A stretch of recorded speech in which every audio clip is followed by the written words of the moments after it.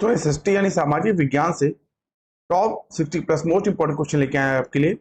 जितने भी क्वेश्चन है आपके 6 to 8 सीटेट 23 जनवरी 2023 को जो सीटेट का पेपर आपका हुआ था उसके ये प्रीवियस ईयर क्वेश्चन पेपर है और ये आपके आने वाले दिसंबर में जो सीटेट का पेपर होने जा रहा है उसके लिए बहुत ही ज्यादा इंपॉर्टेंट है। आई होप आप लोग अच्छे होंगे। स्वागत है आपका श्रेष्ठ एजुकेशन में। ये फर्स्ट पार्ट है। इसमें क्वेश्चन देखने को मिलेंगे आपको हिस्ट्री, ज्योग्राफी प्लस पॉलिटी के मिक्स क्वेश्चन। सीरियल से पहले क्वेश्चन को वीडियो अच्छा लगे तो वीडियो को लाइक शेयर, चैनल को सब्सक्राइब करिएगा।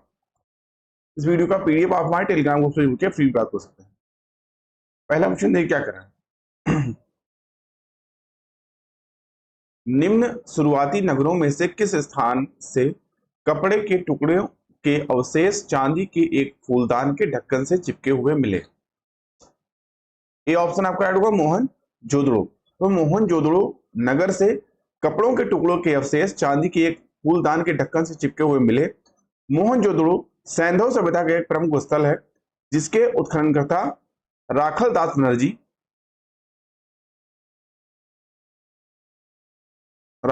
बनर्जी हैं, जो है 1922 में इनके द्वारा जो है इसकी खोज की गई थी। ठीक है। मोहनजोदड़ो का शाब्दिक अर्थ है मृतकों का टीला। क्या? मृतकों का टीला।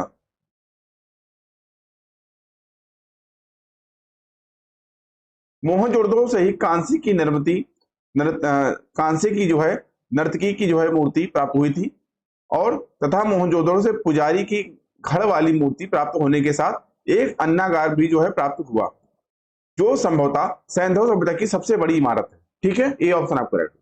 अगला क्वेश्चन, आधुनिक भारत की लिपियां जैसे देवनागरी, बंगाली और तमिल का विकास लिपि से हुआ है? डी ऑप्शन आपको करेक्ट होगा, ब्राह्मी। आधुनिक भारत की लिपियों जैसे देवनागरी, बंगाली और तमिल का विकास ब्राह्मी लिपि से हुआ है। ब्राह्मी लिपि भारत की अधिकांश लिपियों की जननी है तथा इसका प्रयोग सम्राट अशोक के लेख में हुआ है। ब्राह्मी लिपि में बाएं से जो है दाएं लिखा जाता था। ठीक है, बाएं से दाएं लिखा जाता था। ठीक है, डी ऑप्शन आपको राइट होगा। अगला क्वेश्चन, निम्नलिखित दिल्ली के सुल्तानों को कालानुक्रमिक क्रम में व्यवस्थित करें। गयासुद्दीन बलबन, खिज्र खान, फिरोज खान तुगलक, फिरोज शाह तुगलक और अलाउद्दीन खिलजी। सही विकल्प चुने। इस क्वेश्चन के लिए आपका सी ऑप्शन राइट होगा। पहले आपका गयासुद्दीन बलबन, फिर अलाउद्दीन खिलजी, फिर फिरोज शाह तुगलक, फिर आपका खिज्र खान। सी ऑप्शन आपको राइट होगा। ठीक है, तो गयासुद्दीन बलबन ये आपका 1266 से लेकर 1286 तक इनका शासनकाल रहा। बलबन का पूरा नाम गयासुद्दीन बलबन था जो इल्तुतमिश का गुलाम एवं 40 दल का सदस्य था। इन्होंने ही तुर्क के चहलगानी का विनाश किया था। ठीक है, फिर आपका आता है अलाउद्दीन खिलजी। तो अलाउद्दीन खिलजी आपको 1296 से लेकर 1316 ईस्वी तक जो है इनका शासनकाल माना जाता है। ठीक है, दोस्तों अलाउद्दीन खिलजी दिल्ली का पहला सुल्तान था जिसने धर्म पर राज्य का नियंत्रण स्थापित किया। सॉरी, अलाउद्दीन खिलजी अपने सिक्कों पर स्वयं का नाम द्वितीय सिकंदर के रूप में उल्लेख उसने करवाया। ठीक है, इसने द्वितीय सिकंदर के रूप में अलाउद्दीन खिलजी ने द्वितीय सिकंदर। वहीं फिर आपका फिरोज शाह तुगलक, तो इनका शासनकाल 1357 से लेके 1388 ईस्वी तक माना जाता है। फिरोज शाह तुगलक ने हिसार, फतेहाबाद, फिरोजपुर, फिरोजाबाद तथा जौनपुर, जिसे जौना खान की स्मृति के रूप में जानते हैं, नामक एक नगर बसाए तथा अनेक नहरें भी इन्होंने बनवाई। इन्होंने ही सर्वप्रथम लोक निर्माण विभाग की स्थापना की थी। ठीक है, तो अगर आ जाए एग्जाम में तो लोक निर्माण विभाग की स्थापना प्रथम किसने की थी? तो किसने की थी?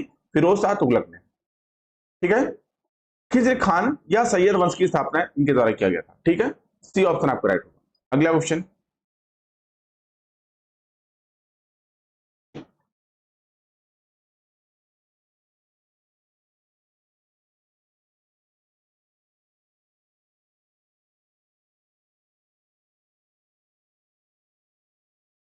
इस क्वेश्चन के लिए आपका सी ऑप्शन राइट होगा।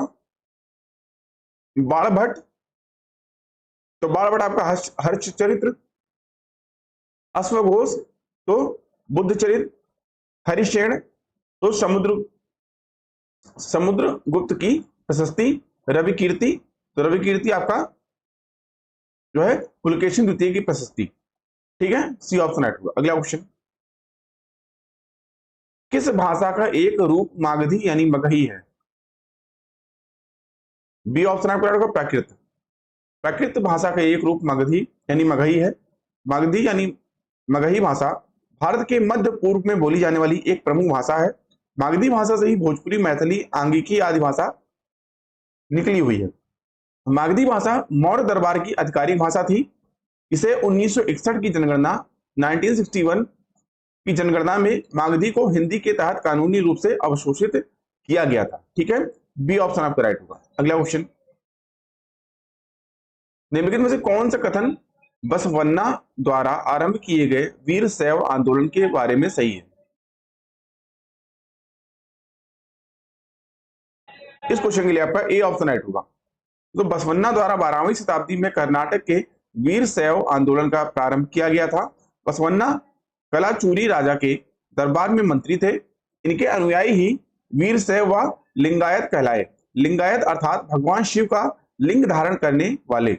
बसवन्ना द्वारा आरंभ आंदोलनों में तमिल भक्ति आंदोलन के विरुद्ध एक प्रतिक्रिया के रूप में हुआ था।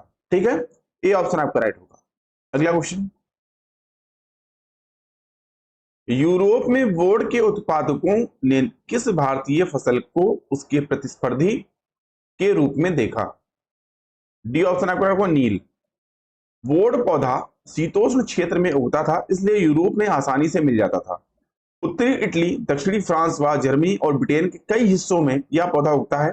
नील के साथ प्रतिस्पर्धा से परेशान यूरोप के वोड उत्पादकों ने अपनी सरकारों पर दबाव डाला कि वे नील के आयात पर पाबंदी लगा दें, मगर कपड़े को रंगने वाले तो नील की ही पसंद करते थे। नील से बहुत चमकदार नीला रंग मिलता था, जबकि ओट से मिलने वाला रंग बेजान और फीका होता था। नील का पौधा मुख्य रूप से उष्णकटिबंधीय इलाकों में ही उगता है।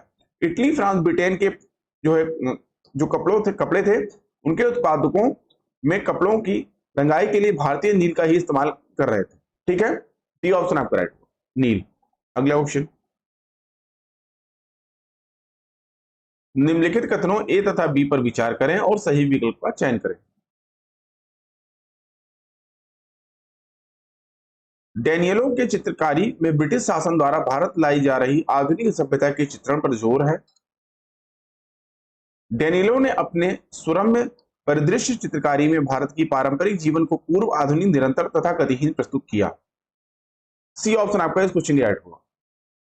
दोस्तों, डैनियल की चित्रकारी में ब्रिटिश शासन द्वारा भारत लाई जा रही आधुनिक सभ्यता के चित्रण पर जोर दिया गया।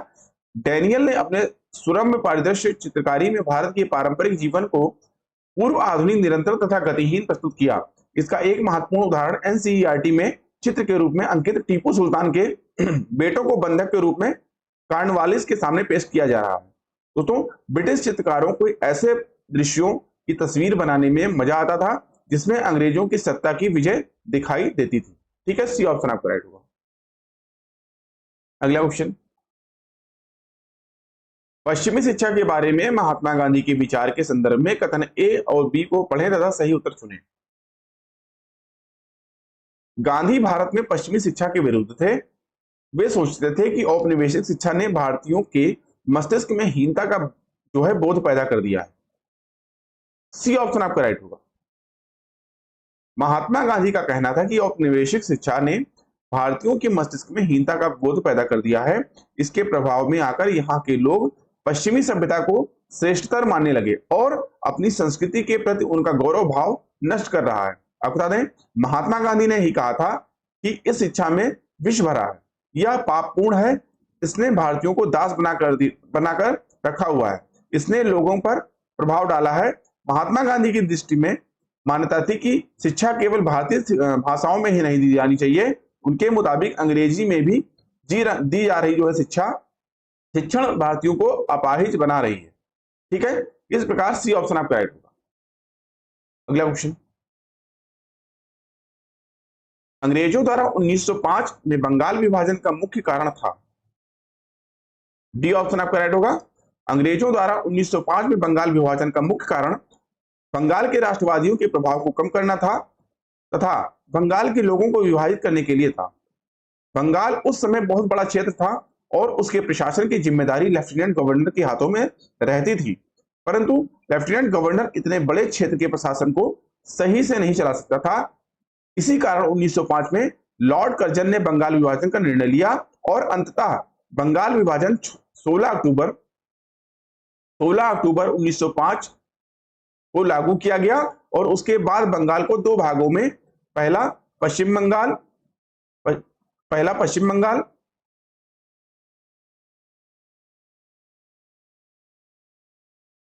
और दूसरा पूर्वी बंगाल।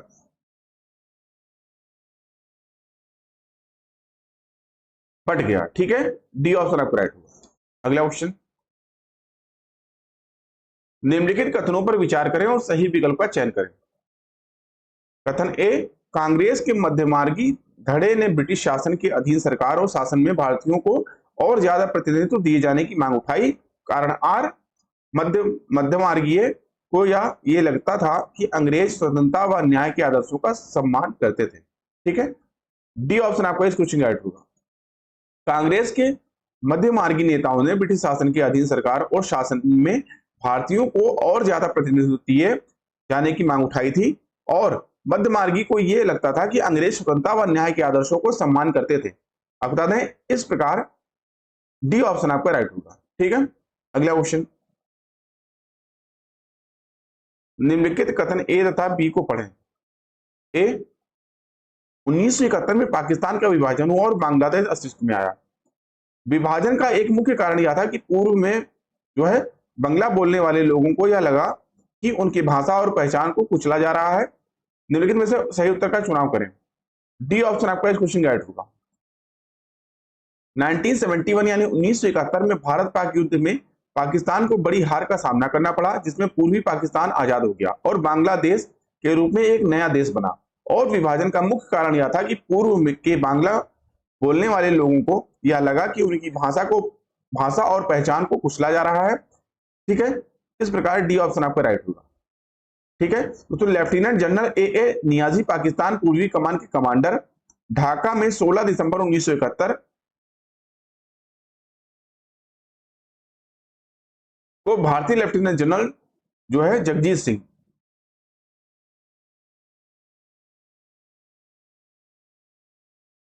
सिंह अरोड़ा की उपस्थिति में समर्पण अभिलेख पर हस्ताक्षर किए थे। ठीक है, डी ऑप्शन आपको राइट। अगला क्वेश्चन,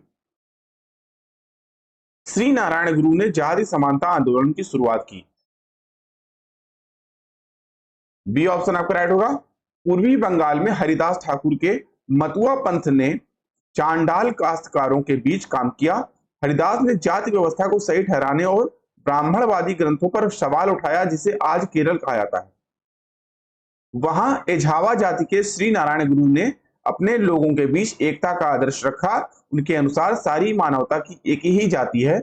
उनका एक महत्वपूर्ण कथन था, ओरु जाति ओरु मतम और दैवम मनुष्यामी, यानी मानवता की एक जाति, एक धर्म और एक ईश्वर है। इस प्रकार इन्होंने एक परमेश्वर के विचार को बढ़ावा देने को जो है जोर किया। बी ऑप्शन आपका राइट होगा। अगला क्वेश्चन,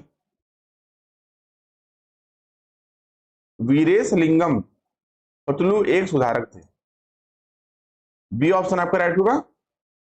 वीरेशलिंगम पतलू मद्रास प्रेसिडेंसी के तेलुगु भाषा इलाके से आते थे, जिन्होंने विधवा विवाह के लिए अभियान चलाया। लगभग उसी समय बंबई में युवा बुद्धिजीवियों और सुधारकों ने भी विधवा विवाह के प्रचार प्रसार का संकल्प लिया। उत्तर में आर्य समाज की स्थापना करने वाले स्वामी दयानंद सरस्वती ने भी विधवा विवाह का समर्थन किया। इसके बावजूद भी विधवा विवाह करने वाली विधवा महिलाओं की संख्या कम थी। विवाह करने वाली विधवाओं को समाज में आसानी से स्वीकार नहीं किया जाता था। इस तरह रूढ़िवादी तबके इस नए कानून का विरोध करते थे। ठीक है, बी ऑप्शन आपका राइट हो। अगला क्वेश्चन, निम्नलिखित कथनों पर विचार करें और सही विकल्प का चयन करें। कथन ए, जिस मैदान पर हम खड़े हैं उसमें धीरे धीरे गति हो रही है। कथन बी, पृथ्वी के अंदर होने वाली इस लगातार गति के लिए आंतरिक व बाह्य प्रक्रियाएं उत्तरदायी हैं। विकल्प चुनना है, इसमें कौन सा ऑप्शन राइट होगा। ए ऑप्शन आपका राइट होगा, तो जिस मैदान पर हम खड़े हैं उसमें धीरे धीरे गति हो रही है। इसका आशय यह है कि पृथ्वी के अंदर होने वाली इस लगातार गति के लिए आंतरिक व बाह्य प्रक्रियाएं उत्तरदायी हैं। इस प्रकार कथन आपका ए ऑप्शन राइट होगा। पृथ्वी सूर्य से दूरी के हिसाब से यह तीसरा ग्रह है, आकार में यह पांचवा सबसे बड़ा ग्रह है, यह ध्रुवों के पास थोड़ी चिपटी हुई है, यही कारण है कि इसके आकार को भू आव जो है कहा जाता है। ठीक है, ये ऑप्शन आपका राइट होगा। अगला क्वेश्चन,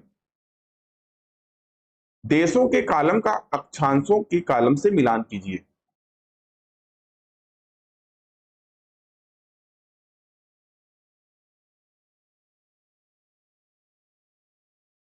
इस क्वेश्चन के लिए आपका डी ऑप्शन राइट होगा। ठीक है दोस्तों, विषुवत रेखा, तो विषुवत रेखा आपका जाएगा कांगो गणराज्य। फिर कर्क रेखा, तो कर्क रेखा जाएगा भारत। फिर मकर रेखा, तो मकर रेखा आपका जाएगा जो है चिली के साथ। ठीक है, डी ऑप्शन आपका राइट होगा। अगला क्वेश्चन,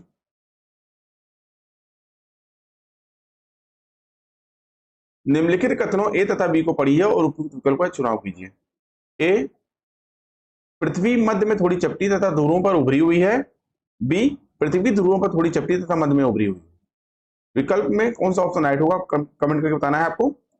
डी ऑप्शन आपका राइट होगा। हमारी पृथ्वी गोलाकार नहीं है, या उत्तर और दक्षिण ध्रुव पर थोड़ी चिपटी है तथा मध्य में थोड़ी उभरी हुई है। ग्लोब पृथ्वी का लघु रूप में एक वास्तविक प्रतिरूप है। ग्लोब विभिन्न प्रकार के हो सकते हैं। बड़े ग्लोब जो आसानी से एक स्थान से दूसरे स्थान पर नहीं ले जाए जा सकते, पॉकेट में रखने योग्य छोटे ग्लोब तथा गुब्बारे जैसे ग्लोब जिनमें हवा पानी भरी जा सकती है एवं आसानी से एक स्थान से दूसरे स्थान लाए जा सकते हैं। ग्लोब पर देशों, महाद्वीपों तथा महासागरों को उनके सही आकार में दिखाया जाता है। ठीक है, बी ऑप्शन आपका राइट होगा। अगला क्वेश्चन, जब ग्रीनविच पर 6:30 बजे पूर्वाह्न बजे होंगे तब 11:30 पूर्वाह्न किस देशांतर पर बजे होंगे। सी ऑप्शन आपका राइट होगा, 75 डिग्री पूर्व, यानी 75 डिग्री पूर्व। ठीक है, अगला क्वेश्चन, निम्न में से कौन सा अन्यों से भिन्न है। डी ऑप्शन आपका राइट होगा, प्रेरी। तो उत्तर अमेरिका के घास स्थल को प्रेरी कहते हैं। यह एक शीतोष्ण घास स्थल है, जबकि विकल्प में दिए गए और सवाना, कंपोज और लानोस ये उष्णकटिबंधीय घास के उदाहरण हैं, जो कि प्रेरी इनमें से भिन्न है। प्रेरी घास स्थल समतल, मंद ढलान या पहाड़ियों वाले क्षेत्र प्रदेश में जो है होते हैं, जहां पेड़ कम, घास अधिक होती है। वास्तव में यह घास का विशाल क्षेत्र है। अधिकांश भागों में प्रेरी वृक्ष जो है रहित होते हैं, परंतु निचले मैदानों के निकट नदियों, घाटियों के साथ साथ यहाँ वन भी पाए जाते हैं। ठीक है, इस ऑप्शन डी ऑप्शन आपका राइट होगा, प्रेरी। अगला क्वेश्चन, मरुस्थलों के बारे में निम्न कथनों पर विचार कीजिए, उपयुक्त विकल्पों का चयन कीजिए। मरुस्थल एक शुष्क प्रदेश होता है। मरुस्थल की विशेषता यह है कि यहाँ केवल अत्यधिक उच्च तापमान पाया जाता है। मरुस्थलीय क्षेत्र में बालू के विशाल फैलाव के साथ बजरी के मैदान और पठारी इलाके भी पाए जा सकते हैं। ठीक है, सी ऑप्शन आपका राइट होगा इस क्वेश्चन के लिए। मरुस्थल एक शुष्क प्रदेश होता है। मरुस्थल की एक विशेषता यह है कि वहां दिन में अत्यधिक उच्च तापमान और रात में निम्न तापमान रहता है। मरुस्थल बालू की विशाल परतों से ढका हुआ होता है, बल्कि यहाँ बजरी के मैदान और नग्न चट्टानी सहित जो है चट्टानों के जो है सतह भी वाले उचित पठार भी यहाँ पाए जाते हैं। ये चट्टान जो होते हैं सतह से कुछ स्थानों पर 2500 मीटर से भी अधिक ऊंचे यहाँ पाए जाते हैं। ठीक है, सी ऑप्शन आपका राइट होगा। अगला क्वेश्चन, सेल के बारे में दिए गए कथनों पर विचार कीजिए।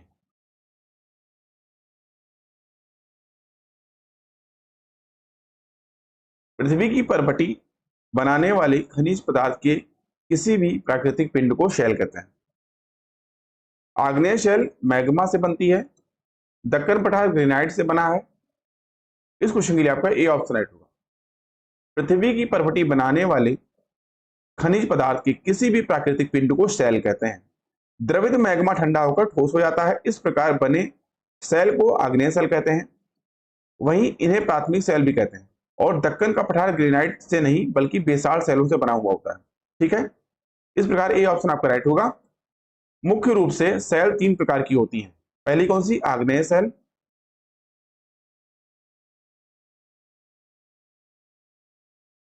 दूसरी अवसादी सेल।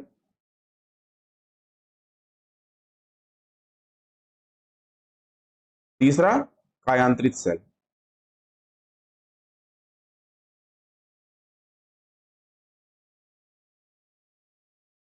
ठीक है, ए ऑप्शन आपका राइट होगा। अगला क्वेश्चन, आपतन प्रभावित होता है।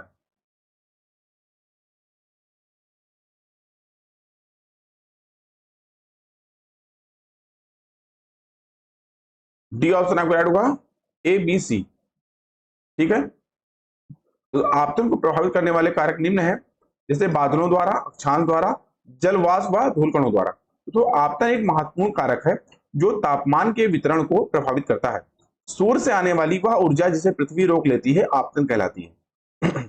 आपतन यानी सूर्य ताप की मात्रा भूमध्य रेखा से ध्रुवों की घटती है, इसलिए तापमान उसी प्रकार घटता जाता है। डी ऑप्शन आपका राइट होगा। अगला क्वेश्चन, निम्नलिखित कथनों पर व्यापारिक पवनों के संदर्भ में विचार कीजिए तथा सही विकल्प का चुनाव कीजिए। इस क्वेश्चन के लिए आपका सी ऑप्शन राइट होगा।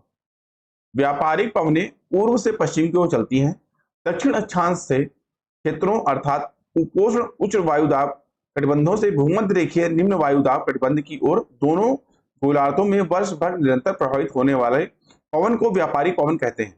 ये पवन वर्ष भर एक ही दिशा में निरंतर बहती रहती हैं। इन्हें अंग्रेजी में ट्रेड विंड्स कहते हैं। यहाँ ट्रेड शब्द जर्मन भाषा से लिया गया है, जिसका तात्पर्य है निर्दिष्ट पथ या मार्ग यानी रास्ता से।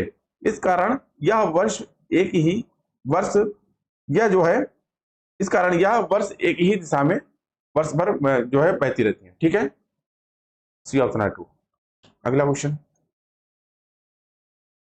दिए गए कथन ए तथा कारण आर को पढ़ी तथा सही विकल्प का चुनाव कीजिए। गंगा ब्रह्मपुत्र बेसिन के पर्वतीय क्षेत्र में कम लोग रहते हैं, जनसंख्या के वितरण में पर्यावरण की प्रमुख भूमिका होती है। ए ऑप्शन आपका इस क्वेश्चन की राइट होगा। गंगा तथा ब्रह्मपुत्र की सहायक नदियां मिलकर भारतीय उपमहाद्वीप में गंगा ब्रह्मपुत्र बेसिन का निर्माण करती हैं। इस बेसिन क्षेत्र में विभिन्न प्रकार की स्थलाकृति है। जनसंख्या के वितरण में पर्यावरण की प्रमुख भूमिका होती है। तीव्र ढाल वाले पर्वतीय क्षेत्र बसने के लिए प्रतिकूल है, अतः गंगा ब्रह्मपुत्र बेसिन के पर्वतीय क्षेत्र में कम लोग रहते हैं। ए ऑप्शन आपका राइट होगा। अगला क्वेश्चन, कथन ए बी सी पर विचार करें और सही उत्तर का चयन करें। खनिज आग्नेय शैलों, अवसादी शैलों और कायांतरित शैलों में पाए जाते हैं। धात्विक खनिज आग्नेय शैलों में पाए जाते हैं, लेकिन कायांतरित एवं अवसादी शैलों में नहीं पाए जाते हैं। खनिज ईंधन अवसादी स्तर में पाए जाते हैं। उपरोक्त में से कौन सा कथन सही है? बी ऑप्शन आपका राइट होगा। खनिज आग्नेय शैलों, अवसादी शैलों और कायांतरित शैलों में पाए जाते हैं। धात्विक खनिज केवल आग्नेय शैलों में ही नहीं बल्कि सभी शैलों में पाए जाते हैं। खनिज ईंधन अवसादी स्तर पर पाए जाते हैं। इस प्रकार कथन ए और सी जो है सही है। खनिज एक प्राकृतिक अकार्बनिक तत्व है या यौगिक है। इसमें विशिष्ट रासायनिक संरचना, क्रिस्टल रूप और भौतिक गुणों के साथ साथ एक व्यवस्थित आंतरिक संरचना होती है। पृथ्वी पर पाए जाने वाले सामान्य खनिजों में अभ्रक, क्वार्ट्ज शामिल होते हैं। ठीक है, बी ऑप्शन आपका राइट होगा। अगला क्वेश्चन, निम्नलिखित कथनों ए तथा आर पर विचार करें तथा कथन ए भारत में कच्छ की खाड़ी में विशाल ज्वारीय मिल के क्षेत्र है। कारण आर, ज्वारीय ऊर्जा का विदोहन समुद्र के चौड़े मुहाने में बांध के निर्माण में किया जा सकता है। सही विकल्प का चुनाव कीजिए। सी ऑप्शन आपका राइट होगा। भारत में खंभात की खाड़ी, कच्छ की खाड़ी तथा पश्चिमी तट पर गुजरात में और पश्चिम बंगाल में सुंदर ज्वारीय वन क्षेत्र मिलते हैं और महासागरीय तरंगों का प्रयोग विद्युत उत्पादन के लिए किया जा सकता है। सकरी खाड़ी के आर पार न कि चौड़े मुहाने जैसे कि बाढ़ द्वारा बनाकर बांध बनाए जाते हैं। उच्च ज्वार में इस सकरी खाड़ी नुमा प्रवेश द्वार से पानी भीतर भर जाता है, वहीं और द्वार बंद होने पर बांध में ही रह जाता है। बाढ़ द्वारा के बाहर ज्वार उतरने पर बांध के पानी को इसी रास्ते पाइप द्वारा जो है समुद्र की तरफ बहाया जाता है, जो इसे ऊर्जा उत्पादक यानी टरबाइन की ओर ले जाता है। ठीक है, इस हिसाब से सी ऑप्शन आपका राइट होगा। अगला क्वेश्चन, इस्पात के उत्पादन में कच्चे मालों की जरूरत पड़ने वाली मात्रा के हिसाब से घटते क्रम रखें। सी ऑप्शन आपको राइट होगा। बी ए सी, यानी इस्पात के उत्पादन में कच्चे मालों को जरूरत पड़ने वाली मात्रा के हिसाब से घटते क्रम इस प्रकार है, जैसे कोयला पहला, दूसरा आपका लौह अयस्क, तीसरा चूना पत्थर। कोयला एक ठोस कार्बनिक पदार्थ है जिसको ईंधन के रूप में प्रयोग किया जाता है। यह 4 प्रकार के होता है।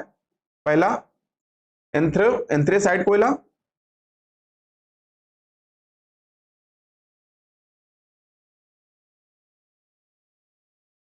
दूसरा बिटुमिनस कोयला,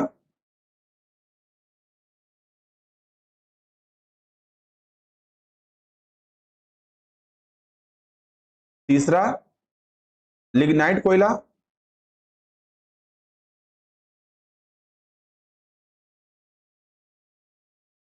चौथा पीट।